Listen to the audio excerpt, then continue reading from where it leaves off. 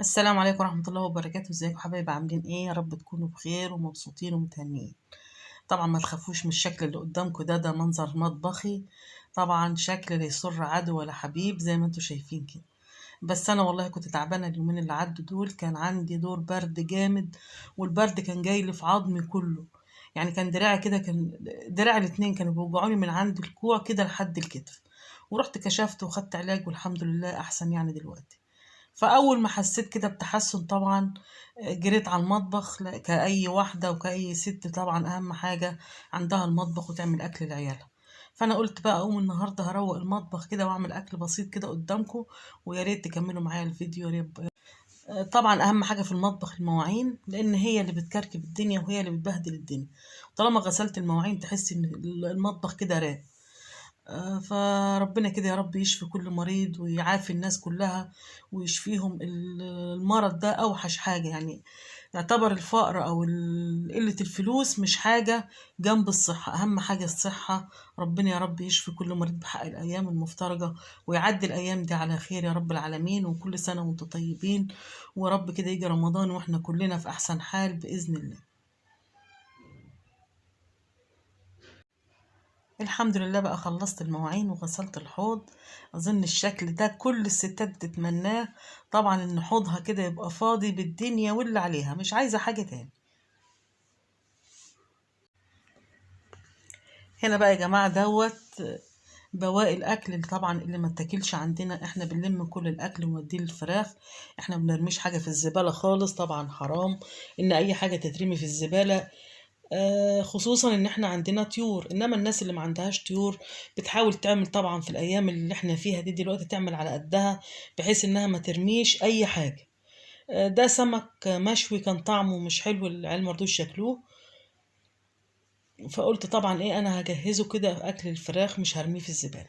انا فصصته كده شوية وهقطع عليه العيش اللي كان مرمي في الارض. طبعا العيش كان ناشف، فبلم كل حاجة ما كلناهاش وبأكلها للطيور طبعا بدل ما تترمي. مفيش حاجة بتترمي عندي خالص. العيش بقى اللي كان بايت في الأرض ده كان ناشف، وأنا هروح أجيب عيش من الفرن صابح طبعا النهاردة. أنا عاملة الفيديو ده الصبح، أول ما صحيت قلت أقوم على المطبخ. وطبعا اول حاجة احنا بنعملها برضه بنأكل الطيور قبل فطارنا وقبل اي حاجة، لان دي روح واحنا هي مسؤولة مننا وهنتحاسب عليها اذا احنا هملنا فيها. واي فراخ اي حاجة في الدنيا اذا انت اهتمتي بيها طبعا بتديك انتاج كويس وتبقى طبعا تقيلة، ما تبقاش فراخ كده اي كلام. اه، العيش كله قطعته على بواقي السمك وبواقي الحاجات، اهو بعمل لهم كده ايه اكلة كده محترمة كده على الصبح.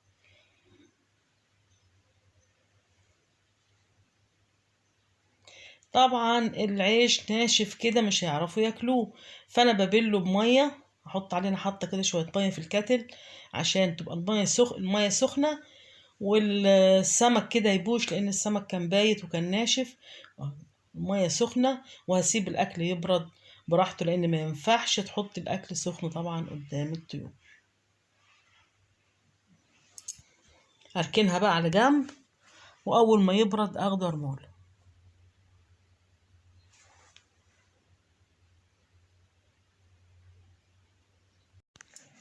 هنا بقى انا هغسل البوتاجاز.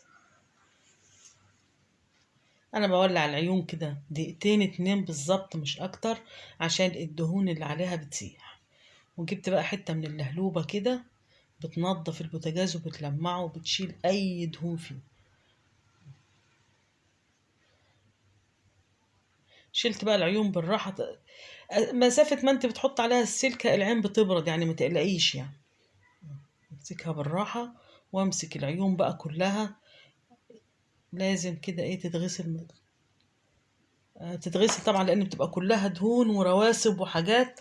فلازم اول باول كده عشان ما تتكومش وتلاقي البوتاجاز كله بايظ، فلازم تعملي اول باول. يعني انا البوتاجاز ده عندي والله بقاله زمان، يعني مش فاكره اصلا بقاله كام سنه، وزي ما انتم شايفين يعني هو نظيف لان انا بعمله على طول. غسلت العيون بقى بتاعت البوتاجاز وهنشفها. واركبها مكانها. وزي ما شايفين كده البوتاجاز قمر قمر قشطة كده. شايفين العسل؟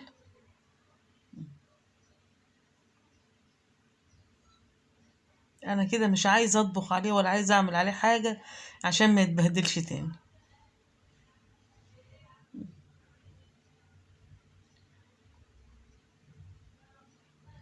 ايه رأيكم؟ والرخامة بقى مسحتها ونضفت كل اللي كان عليها.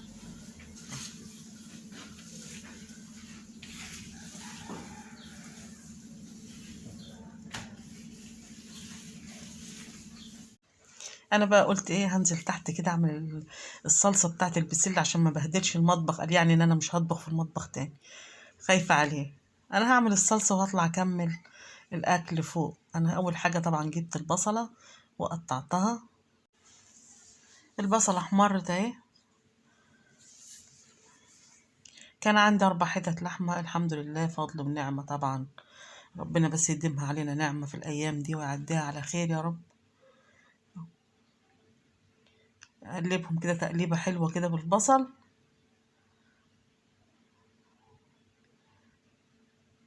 أنا بحب أعمل الخضار، بحب أعمله باللحمة.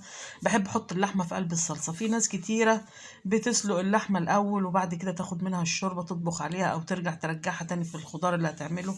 بس أنا بحب أحطها كده، والفلفل الأسود شوية الفلفل بيخلوا الريحة حاجة كده عظمة. أهو أول ما تحط الفلفل الأسود تشم بقى. اللحمة اتشوحت شوية في البصل وانزل بقى بالطماطم.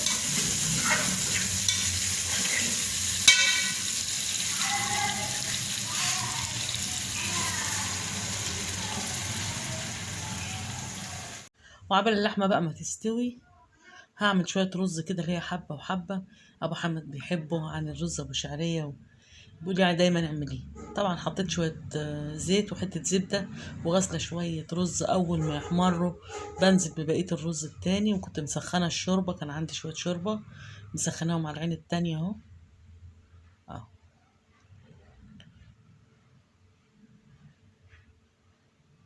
وده بقى كان أكلنا النهاردة. يا رب الفيديو يعجبكم، وما تنسوش اللايك. واذا كنت بتشوف القناه لاول مره يا ريت اشتراك. انا عملت البسله وعملت الرز القمر ده وعملت شويه بتنجان بالدقه حكايه. وادي البسله بتاعتنا. وقطعت كده طماطمتين كده على شويه خس كانوا عندي. والحمد لله، وربنا يديمها نعمه ويحفظها من الزوال. والسلام عليكم ورحمه الله وبركاته. كل سنه وانتم طيبين.